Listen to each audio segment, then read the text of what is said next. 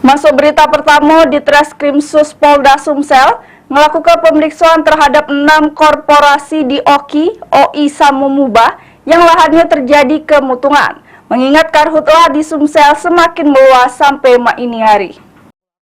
Karhutlah semakin meluas, sebanyak 6 korporasi diperiksa Subdit Tipiter di Treskrimsus Polda Sumsel.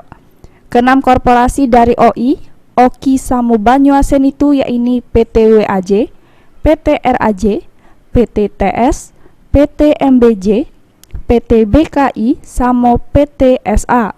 Kasubdit Tipiter di Treskrimsus Polda Sumsel, AKBP Tito Dani jelas ke pihaknya ngelakukan penyelidikan terkait api karhutla yang berasal dari dalam sama luar perusahaan.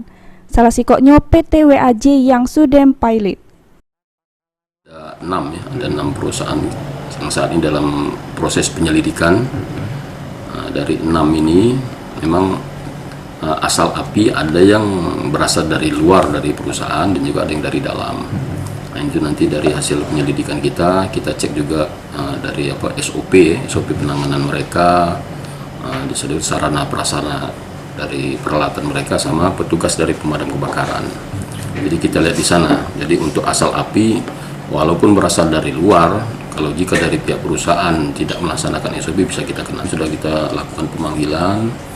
Ada salah satu juga perusahaan yang sudah pilot ya, Nah itu yang sampai sekarang memang terjadi kebakaran terus.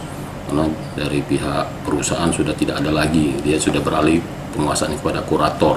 Ini nanti lagi kami dalami dengan ahli ya, untuk pertanggungjawaban kurator selaku yang mengamankan aset dari pihak perusahaan. Namun untuk luasan lahan yang temutung itu, Polda Sumsel bakal bekerja sama dengan KLHK untuk mengukur sama-sama. Karena pihaknya ini masih ngelakukan penyelidikan sama ngumpul ke data serta bukti.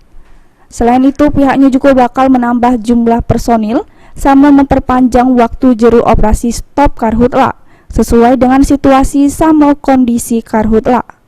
Mulyadi, PAL TV.